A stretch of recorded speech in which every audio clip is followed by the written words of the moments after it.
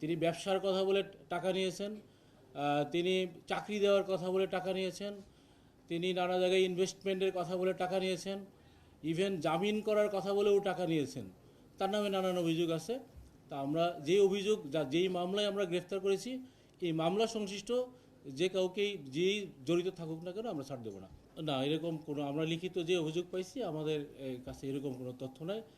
আর যদি আপনারা তথ্য দেন তাহলে তো আমরা নিশ্চয়ই খতিয়ে দেখব। আমরা আসলে মানে কোনো ব্যক্তির সাক্ষ্য প্রমাণের ভিত্তিতে আমরা যদি সাক্ষ্য প্রমাণ পাই তা তো অবশ্যই ধরব। এইটা মামলার তো তদন্তাধীন বিষয়। আমরা তদন্ত করে যদি দেখি যে উনি প্রকৃতপক্ষে জড়িত, আমরা আইনে আওতায় আনব। না, এই ধরনের কোনো কিছু এখন পর্যন্ত আসে। তার নামে হচ্ছে 30টার মতো মামলা নাই। এটা এই জায়গায় আমি একটু আমি স্যারের কাছ থেকে একটু নিয়ে ফ্লোর নিয়ে হচ্ছে আমি একটু ইন্টারফেয়ার করি। সেটা হচ্ছে যে প্রতিষ্ঠানের বিষয় যখন আসছে, আপনারা যেটা বলছেন আপনাদের ইনপুট আমরা খুবই পজিটিভলি নিলাম। সেটা হচ্ছে যে এই ধরনের জালিয়াতির সাথে যে কেউ যদি সংশ্লিষ্ট হয় তাহলে সেই ক্ষেত্রে আমরা তার বিরুদ্ধেও ব্যবস্থা নিব।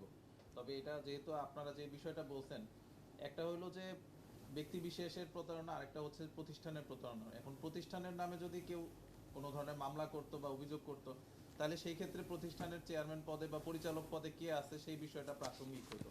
কিন্তু এইখানে আমাদের যে মামলাটা এখানে হয়েছে সেখানে বাদী স্পেসিফিক্যালি আপনার হচ্ছে এই ব্যক্তির নামে হচ্ছে এজাহার দিয়েছেন এবং তিনি এজার নামে আসামি।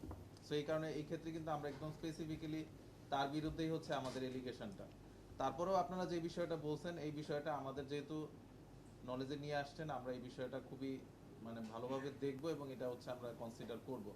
আর আরেকটা বিষয় হচ্ছে যে গুলশান থানায় তার নামে মামলা একটাই, সেটা হচ্ছে গত 25 সালের ডিসেম্বর মাসের 34 নাম্বার মামলা, যেই মামলার ভিত্তিতে হচ্ছে আমরা তাকে অ্যারেস্ট করেছি।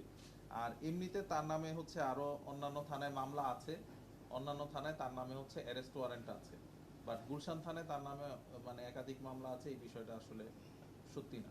মামলাটা তো প্রতারণা মামলা। প্রতারণা মামলা, জি। যেগুলো অ্যারেস্ট করা আছে সেই মামলায় কি গ্রেফতার দেখা হবে? অবশ্যই দেখা। অবশ্যই ওই মামলার যে সংশ্লিষ্ট থানাতে আমরা যেহেতু অ্যারেস্ট করেছি তারা তো আমরা বলবো যে এবং অন্যান্য থানায় যে মামলা আছে সেই মামলার বিষয়গুলো সম্পর্কেও তাদেরকে জানানো হবে এবং তারা তাদের মামলাতেও তাকে শোন অ্যারেস্ট যদি দেখাতে চায় তারা দেখাতে পারবে, যদি রিমান্ডের প্রেয়ার দিতে চায় রিমান্ডের প্রেয়ার দিতে, মানে ডিউ প্রসেস যেটা আর কি, লিগাল প্রসেস, আইনগত প্রক্রিয়া যেটা, এটা যেখানে যেখানে যেটা ফলো করা উচিত সেটা ফলো করা হবে। প্রাথমিক জিজ্ঞাসাবাদ হয়েছে কিনা বা তার দায় স্বীকার জিজ্ঞাসাবাদ রানিং, কারণ আমরা ধরছি তো আজকে একটা 30-এ জিজ্ঞাসাবাদ রানিং।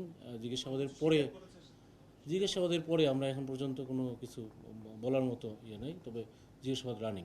তবে আমরা একটা জিনিস দেখতে পেয়েছি যে আজকে আপনারা যখন অ্যারেস্ট করলেন থানার মধ্যেই কিন্তু সে হুমকি দিয়েছে অনেকজনকে এবং সে বলছে 3 দিন পরে সে বের হয়ে আসে এর ব্যবস্থা গ্রহণ করে, এবং মূল যে মামলায় আপনারা ধরেছেন যে ভিকটিম আজকে সে পায় কিন্তু আর থানার মধ্যেই সে থ্রেট দিয়েছে। এই বিষয়টাকে আপনারা এটা এটা আমরা দেখেছি এবং আমরা একজন আমাদের প্রতারক লোকজন ওইখানে অনেক কিছুই ছিল। বলতে পারে। একজন প্রতারক যেহেতু প্রতারণাই আমরা দেখতে পাচ্ছি যে তার প্রতারণাই একটা বড় পেশা হয়ে গেছে, কারণ অনেকগুলো যেহেতু মামলা নানান থানায় আছে, তা আমরা এসব হুমকি দিছে তিনি তো অনেক কিছুই বলতে পারেন। কিন্তু যদি মানে আমরা যাতে তার ওনার জামিন না হয় সেজন্য তো আমরা জামিন প্রেয়ার অবশ্যই লিখব।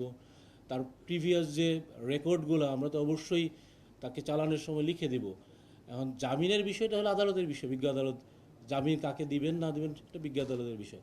আমরা লিখে দেবো যেন জামিন না দেয়। আমরা প্রার্থনা করব আদালতের কাছে যেন জামিন না দেয়, যেহেতু তিনি এইভাবে হুমকি দিচ্ছেন এবং যেহেতু তিনি এইভাবে প্রতারণা করে যাচ্ছেন, যেহেতু তার এরকম প্রিভিয়াস হিস্ট্রি আছে, ক্রিমিনাল হিস্ট্রি, আমরা এগুলো সব লিখিতভাবে জানিয়ে দেব।